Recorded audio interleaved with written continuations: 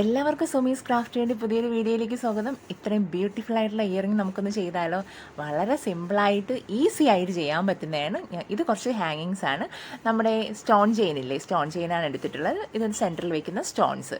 അപ്പോൾ ഞാനിത് നമുക്ക് OSP ട്രാൻസ്പാരൻറ്റ് ഷീറ്റിലും ചെയ്യാം, നമുക്ക് നമ്മുടെ വാക്സ് സ്ട്രിപ്പില്ലേ, വാക്സ് സ്ട്രിപ്പിലും ചെയ്യാം. അപ്പോൾ ഞാൻ വാക്സ് സ്ട്രിപ്പാണ് എടുത്തിരിക്കുന്നത്. OSP ട്രാൻസ്പാരൻറ്റ് ഷീറ്റ് ഉണ്ടെങ്കിലും അതിലും ചെയ്യാം.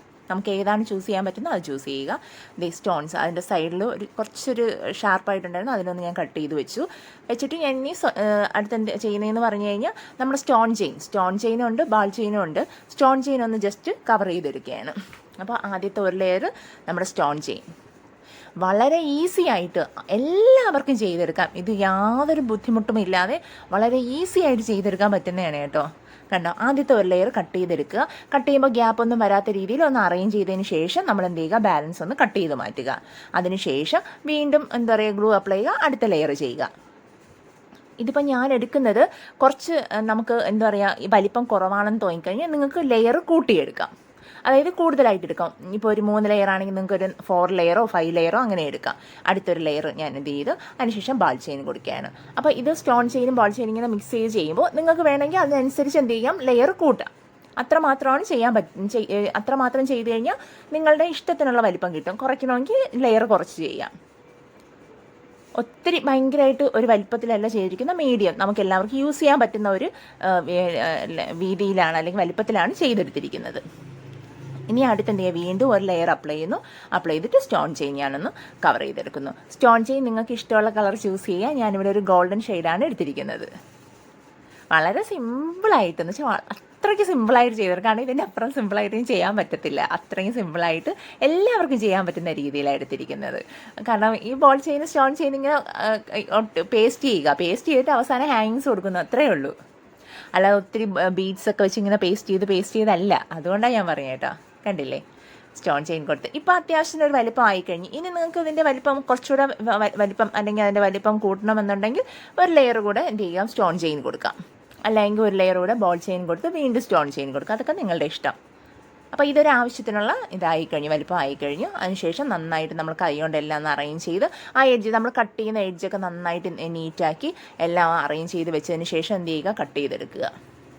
ഇനി ഞാൻ അതിന് ശേഷം നമുക്കിതിപ്പോൾ ഞാനിത് ഹാങ്ങിങ് ആണ്, നമ്മൾ സ്റ്റഡ് ചെയ്തെടുക്കുകയാണ്. സ്റ്റഡും ഇത് തന്നെ എടുത്തിരിക്കുന്ന സ്റ്റോൺസ് രണ്ടും എന്താ പറയുക, റെഡാണ് സെൻറ്ററിൽ വെക്കുന്നത്. ഇതിനിപ്പോൾ റെഡ് നിങ്ങൾക്ക് ഏത് വലിപ്പം കുറഞ്ഞതും വലിപ്പം കൂടിയതും വേണമെങ്കിൽ ചൂസ് ചെയ്യാം. ഞാൻ ഒരേ വലിപ്പത്തിലുള്ളതാണ് എടുത്തിരിക്കുന്നത്.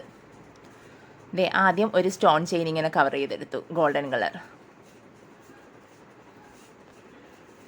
ഉണ്ടല്ലോ.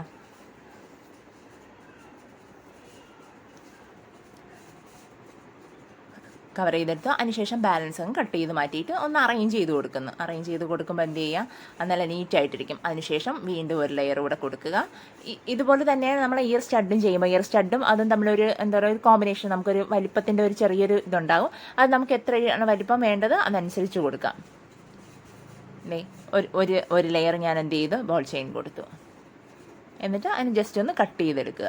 ഇനി അവിടെ ബോൾ ചെയിന് പകരം ഒരു ലെയർ സ്റ്റോൺ ചെയ്ത് കൊടുത്താലും മതിയാവും. അപ്പോൾ നമ്മളുടെ ഇഷ്ടത്തിന് അനുസരിച്ച് എന്ത് ചെയ്യുക, നമുക്ക് ഇത് അങ്ങോട്ടും ഇങ്ങോട്ടും മാറ്റി ചെയ്യാം.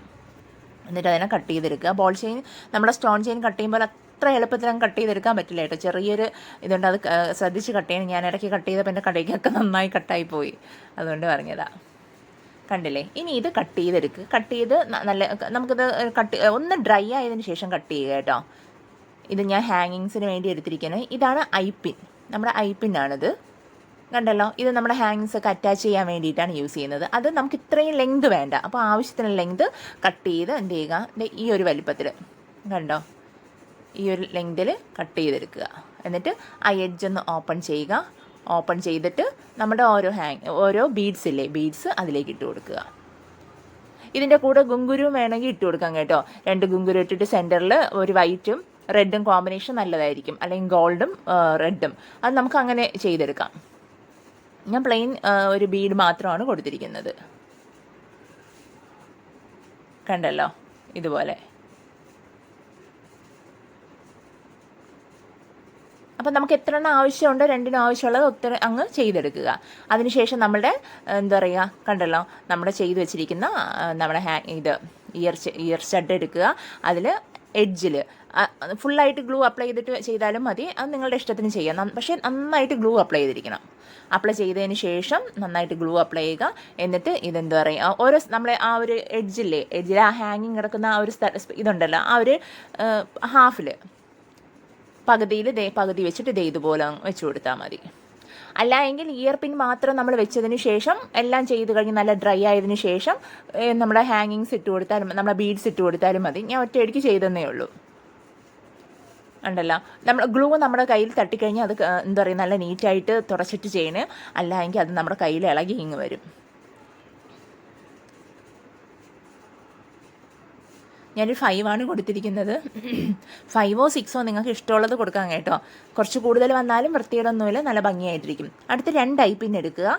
ഇതുപോലെ ഒന്ന് ഓപ്പൺ ചെയ്യുക. എന്നിട്ട് അടുത്തൊരു ഐപ്പിൻ അതിൻ്റെ അകത്തേക്ക് കൊടുത്ത് എന്ത് ചെയ്യുക, കണക്ട് ചെയ്യുക.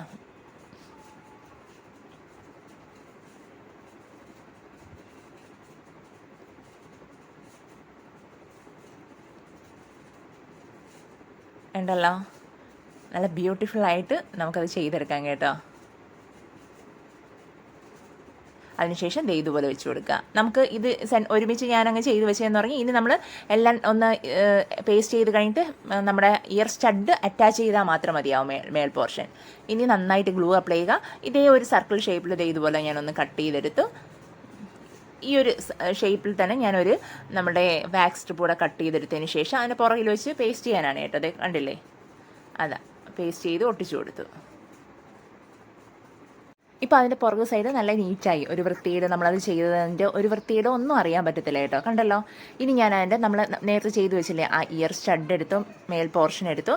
അതിനുശേഷം നന്നായിട്ട് ഗ്ലൂ അപ്ലൈ ചെയ്തു. അതിൻ്റെ പുറകിലേക്ക് നമ്മുടെ ബാക്ക് സ്റ്റഡ് ഫിക്സ് ചെയ്യുക. അതിനുശേഷം നമ്മൾ 2 ഐപ്പിൻ കണക്ട് ചെയ്ത് വെച്ചിട്ടുണ്ടായിരുന്നല്ലോ ആദ്യമേ, ഈ പോർഷൻ നമ്മളവിടെ ഒന്ന് കണക്ട് ചെയ്യുക. ഒരു ചെറിയ വാക്സ് സ്ട്രിപ്പ് ആ ഇയർ സ്റ്റഡിന് പാകത്തിനുള്ളത് എടുക്കുക. ഇതുപോലെ ഒന്ന് വെച്ചിട്ട് അത് ശ്രദ്ധിക്കുക. നമ്മളത് കൈകൊണ്ട് വെക്കാൻ പറ്റിയില്ലെങ്കിൽ നമ്മളൊരു അങ്ങ് താഴെ വെച്ചതിന് ശേഷം ഒന്ന് പ്രസ് ചെയ്ത് കൊടുത്താലും മതി. ഇതുപോലെ ഒന്ന് വെച്ച് അറ്റാച്ച് ചെയ്ത് കഴിഞ്ഞാൽ നല്ല നീറ്റായിട്ടിരിക്കും. അത് പുറകെ കാണുമ്പോൾ നമ്മളത് ഹാൻഡ് മെയ്ഡാണ് അല്ലെങ്കിൽ നമ്മൾ ചെയ്തതിൻ്റെ ഒരു വൃത്തിയുടെ ഒന്നും നമുക്ക് അങ്ങനെ അറിയാൻ പറ്റത്തില്ല. നല്ല നീറ്റായിട്ട് നല്ല ഫിനിഷിങ്ങോടെയാണ് ഇരിക്കുന്നത്. കണ്ടില്ലേ? അപ്പോൾ നിങ്ങളെല്ലാവരും ചെയ്യാൻ ശ്രമിക്കണം. പുതിയൊരു വീഡിയോയുമായിട്ട് കാണുന്നവരെ എല്ലാവർക്കും ബൈ.